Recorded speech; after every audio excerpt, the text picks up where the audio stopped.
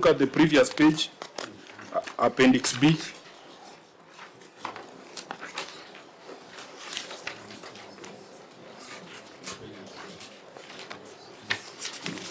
The document, the page you are looking at is the Appendix C, Summary of Costs. Just flip one page back to Appendix B and look at the signatures down there.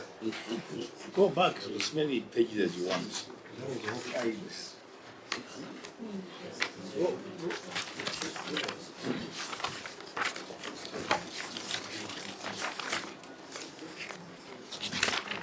There is one distinct signature on Appendix C that is not on the other pages. Yes.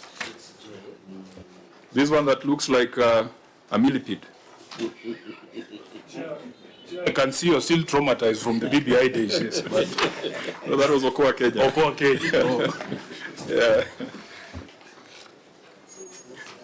Governor, would you quickly respond to that? I think it's a valid observation.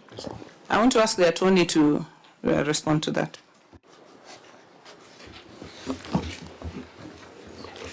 Thank you very much, Chair. Chair, I just want to make reference to the document that is annexed at 6J, which is the contract on automation of revenue collection and management system. So, Chair, if you go to that document on page 2, you will see what constitutes the contract.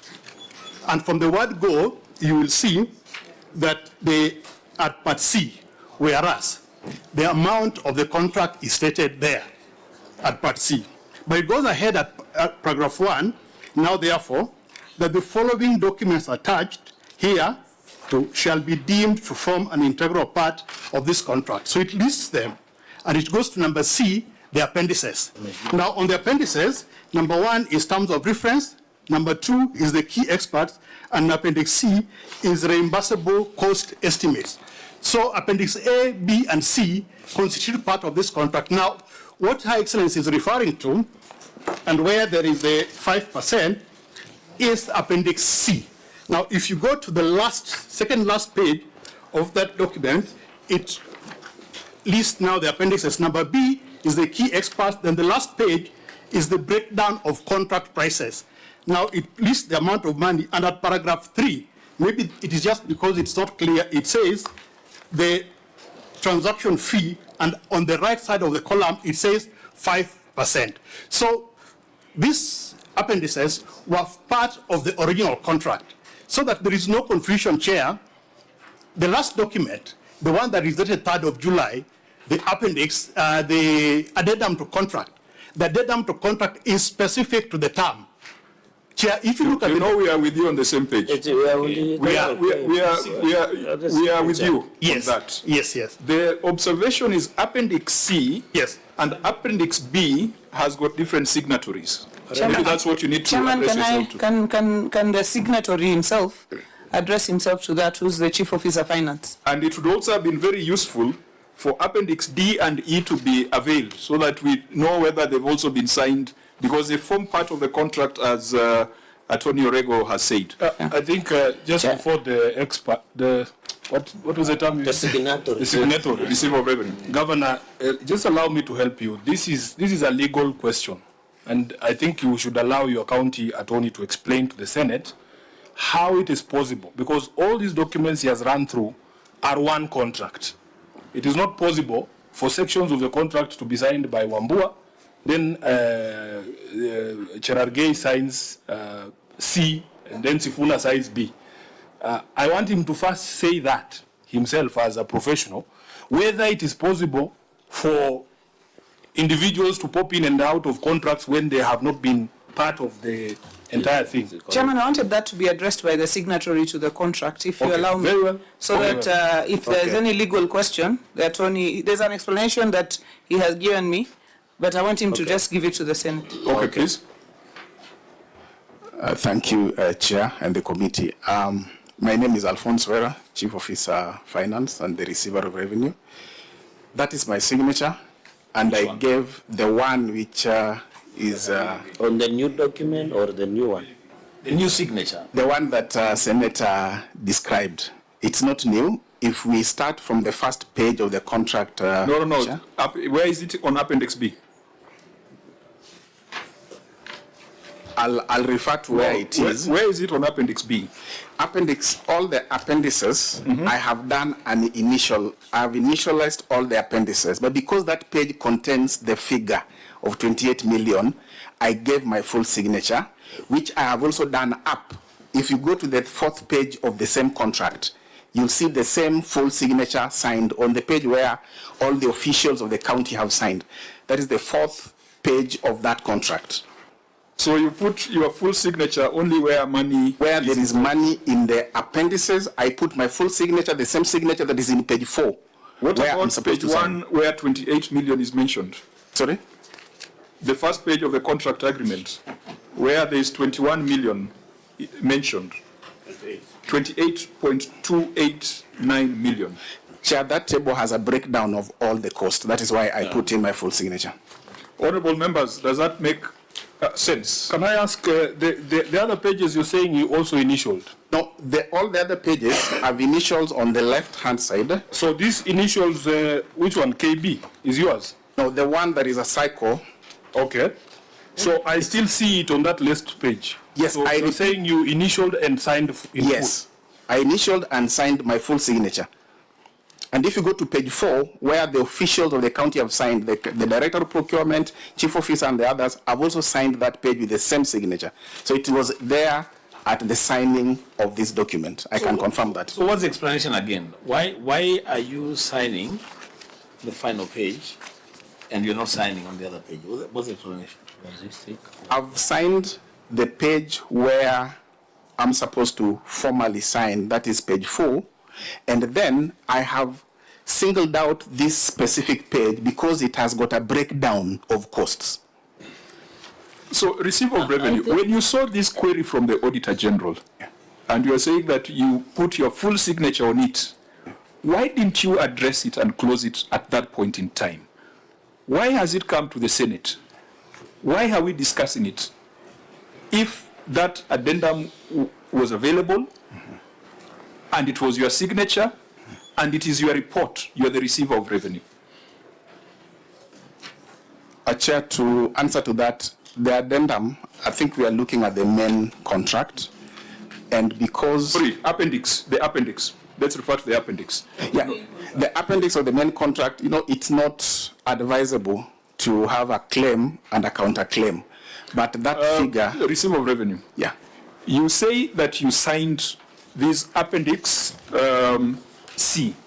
Yes, I did. That has a 5%. Yes, I did. Did you see this observation by the Auditor General in Yes. the draft certificate? Yes, Chair, I saw. Why didn't you address it at that point in time? We did address and responded to it, Chair. So how did it end up in the Senate and in the public domain? Because the auditor was not satisfied. Perhaps for the reasons that the committee is presenting now. So, honourable members, we Chair, need to perhaps get you need a way to, forward. yes, perhaps you need to provide context for why members grow suspicious of such presentation before the Senate. There has been a case of a county entity that came here with receipts. You remember, Chair? Yes. And from just a casual observation, you could tell that these documents had just been manufactured to answer or respond to the audit query. And that's why the chair is saying these auditors, because again, I repeat, I'm also audited. Governor, I'm also an accounting officer. There is no way the auditor can ask the Honorable Kawino to produce a document, then he refuses to produce, and then he shows up with the document at the Senate. So, Auditor General, do you go through the same process you go with me? At the party of mine is more robust because we sit down with you, you do management letters, there are exit meetings. Why can't you have these issues cleared during the point of audit? Yeah, thank you, Mr. Chair. Of course, the audit process is the same, from the entry meeting, the exit meeting, raising an ML, raising a draft. And again, maybe the issue is if there are contract that has been provided, and that's why the audit has really picked the issue, if there are annexes supporting that contract, and probably you have just provided the face value of the contract. This some information is really missing. So at the point of maybe the ML issuance or even at the exit meeting, if there are annexes or maybe even the addendum that post the changes of some of the contract terms, then at that point could be provided for us to address the issue. Senator Cherargei, and then ROR, you'll tell us, this 5%, let's put it in context. How much money is it annually, so that we know what we are dealing with? Senator Cherargei. Yeah, I can see one of the residents of Homabay is calling me. I don't know why. Chair, maybe I've known the mischief. I've known the mischief why the governor has provided not readable contract.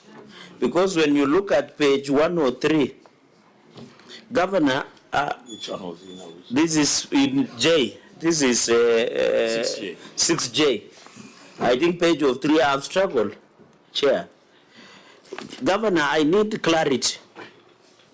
And of course you have said you will take administrative action for somebody who prepared this documentation. Why were you paying in pounds professional liability insurance with a minimum coverage of any occurrence which is £500,000 on an any period of insurance to £1 million? And then in number 38.1, the contract price was 28,289,179 inclusive of the VAT. Why were you using two currencies? One, you are using pounds, unless maybe the governor will tell us whether this company is local, or is it a UK-based company, or is it domain is here in Kenya? Because if the contract sum was 28 million, then professional liability insurance with a minimum coverage of that is between 500,000 to 1 million pounds. Why was the inconsistency? What was the wisdom in the drafting of, and we have had the stories of the signatory, which does not look believable, Chair. What was this inconsistency? And by the way, Governor, can you provide us who are the people who signed, apart from one signatory, who signed and negotiated this contract? Because there is a process of contract, and why the difference between pounds and shillings? This is very unique, Chair. Governor? And this is a problem of not providing documentation at the time of audit, because once it comes to the Senate, it's in the public domain, and we have all the rights to ask questions.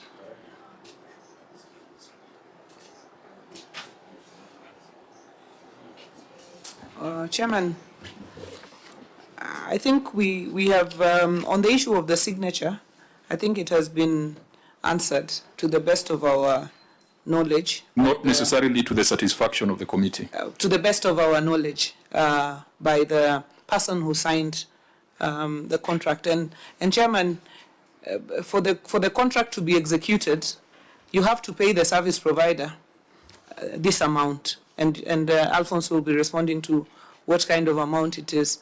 And even just looking at it practically, for the service provider to sign a contract without us, indicating what kind of percentage we will be paying them, also, would not make sense even to the provider themselves.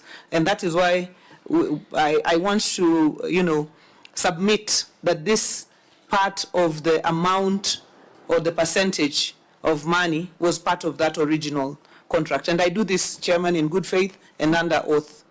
I want to ask the attorney to respond to the figures that have been provided, the provisional liability figures that have been provided in pounds.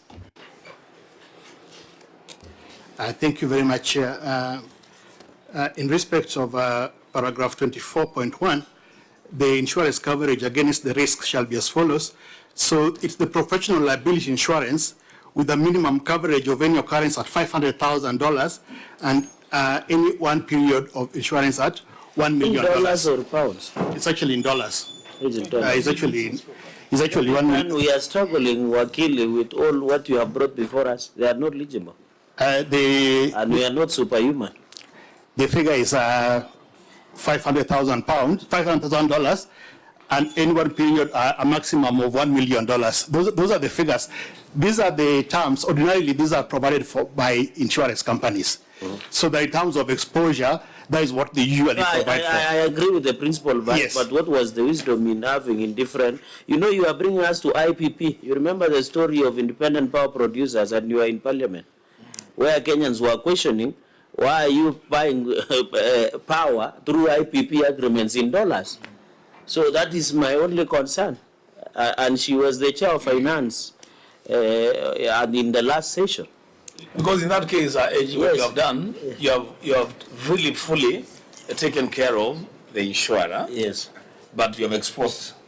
And the changes in terms of currency will keep changing every minute, even if you go to Venezuela. And I should believe that if you are worried about the currency, this actually protects the county more, because the dollar ideally will be more stable than the shilling, looking at past rates. So in terms of The shilling cover, has, the shilling has been stable at 120, 130 for the last yes, so few months. but the point is noted. When we're doing our next set, I think we'll put in shillings. But the problem usually with these documents is that sometimes you find that they're standard documents that are used from PPA, Yes. PPOA. But the point, I think, is well taken. But the intention was to prevent and protect the county government Were from you losses. there when this contract was negotiated and executed? No, I addendum. I did the addendum. Then there is an inconsistency that governor has said, so you are not there. There was another county attorney. Yes, at the time I wasn't there. But if you are not there, why did you say in addendum that that Senator Spooner had pointed out, your indulgence chair, Yes.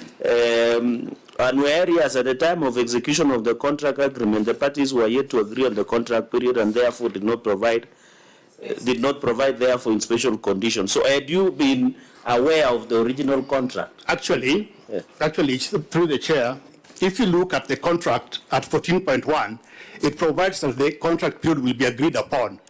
Now, when the contract was signed at the time, that was not done. So you will see that in the addendum, that now that is executed by me, because now I had joined in July of 2023. It now provides for what should have been put in 14.1 under the special conditions. So we are provided now for the period of the contract. That is actually the basis of the addendum. In 24.1, it says... 14.1. I'm talking about 24.1 on the insurance cover. Yes. It says at any one period of insurance. So what did that mean? Yes, so After because 2028? yeah, no, because this is a multiple year contract every financial year. So because you take a cover each and every year for the that's what it refers to. So why did you indicate that it's 12 months or you use the financial year? It's one financial year. Every insurance But premium. you have said one period, and the interpretation of one period and one financial year are 2 worlds apart to a killing. It's one insurance period. Can you take an oath? Because now, Chair, the wakil is trying to be clever by half. I think we'll take a view. I think there's some